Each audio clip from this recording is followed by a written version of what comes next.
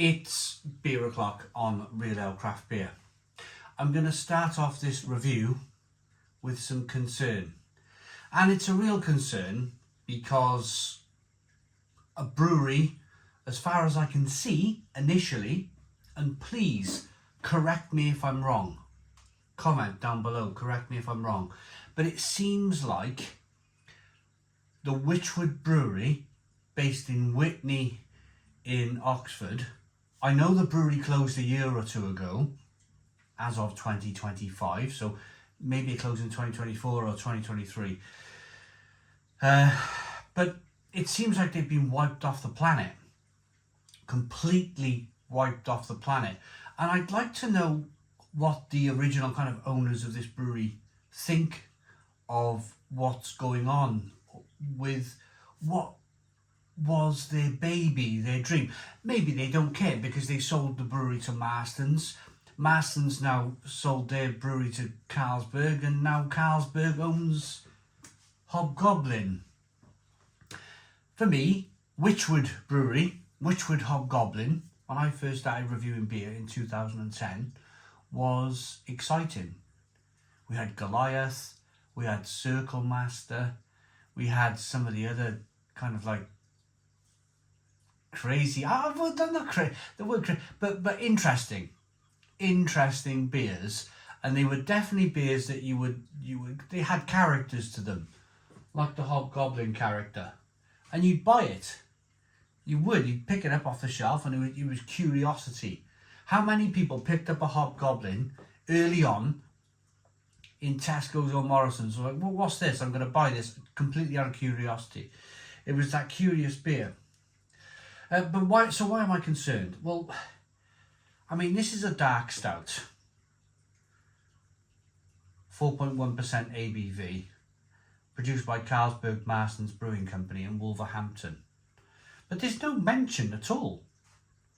I can't see a mention at all over this bottle for Witchwood. Nothing. So they've had a rebrand. They've had a complete rebrand. Have the Hobgoblin. So Hobgoblin now have become a brand. You've got the original Hobgoblin Ruby Ale. You've got an IPA. You've got a Session IPA. And now you've got a Stout. So it's almost as if Carlsberg and Marstons have come up with this idea of, let's make the Hobgoblin like a brand of our, like a craft part of our brewery. And I don't know, the concern is, well, it was Witchwood, wasn't it? It was Witchwood. It wasn't Carlsberg or Marstons that brought out the Hobgoblin. It's a bit like, for me, it's a bit like Kraft buying Cadbury's, which they did, and then like it becoming Kit Kat or Nestle Dairy Milk. So Dairy Milk is the brand and Nestle are the owner. It's a bit like the Ford Fiesta. It's a bit like a Vauxhall version of a Ford Fiesta, or the Fiesta brand. They've just taken, Carlsberg and Marstons have taken something which people know and love, and have just like completely dropped the original brewery's name from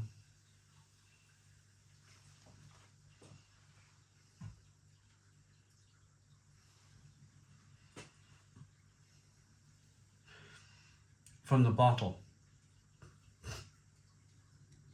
2-finger tan coloured head, jet black beer in the glass. I know I spoke quite a lot about that, and I do apologise if you're a bit bored with it, but it is a concern. For me anyway, it's a concern. What happened to Witchwood? Did they ever exist, Witchwood? Will anybody ever remember Witchwood? I certainly will. Aroma. Oh.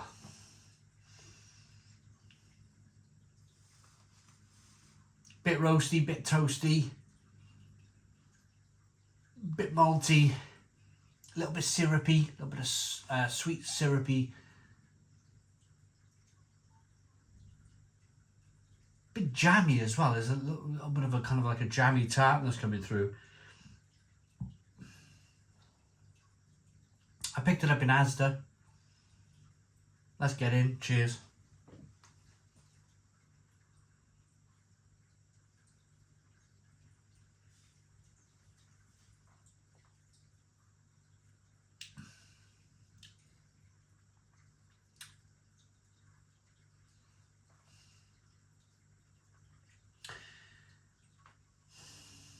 It's alright. It's a bit thin. It's a bit watery. There's a little bit of roasted malt coming through. What is stout these days? To the big breweries. What is a stout? It's a stout these days has changed. It's lost its bitterness. We can all point the finger at Guinness, I suppose.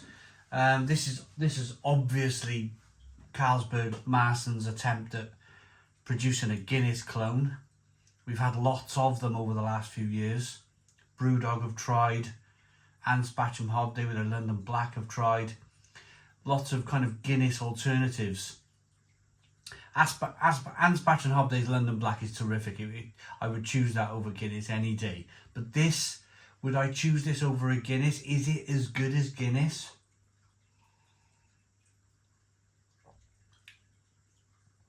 I don't think it's trying to be better than Guinness. I just think it's trying to match Guinness. I just think it's trying to match that kind of mundane, watery, slightly sweet, dark juice that Guinness is. If Carlsberg and Marstons were serious, I mean, they've gone through the whole painstaking process of dropping Witchwood's name and coming up with a stout. All the branding, all of the hard work gone into it. Well, why couldn't they make a decent stout? Why couldn't they make a decent fist of it and make something which was like mind-blowingly good? Why do these breweries always just go, we're going to bring something out bang average? A bang average, boring, thin, watery stout.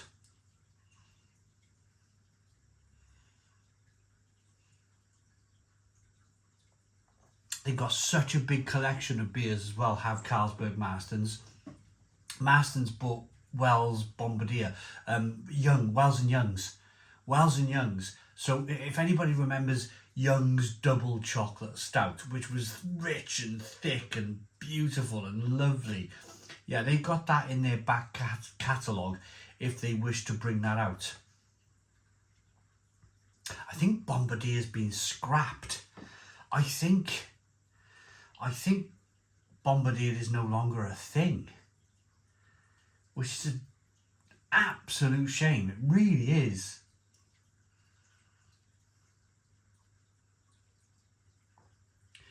And it's been replaced. Well, Bombardier's not been replaced by this, but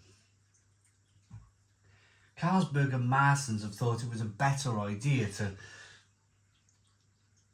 make Hobgoblin this kind of like their kind of craft beer offering for Carlsberg and Marstons. IPAs, ruby ales, stouts. The trouble is with it all, once it hits that kind of regional brewery level, I suppose if it ultimately you've probably got to look at the owners of Witchwood, and if they love their brand, if somebody comes along with a big check, you're gonna sell your brewery, aren't you? But that initial love from the owners for their beer, for their brand. I remember Hobgoblin was terrific. It was absolutely fantastic. It's just not the same beer anymore.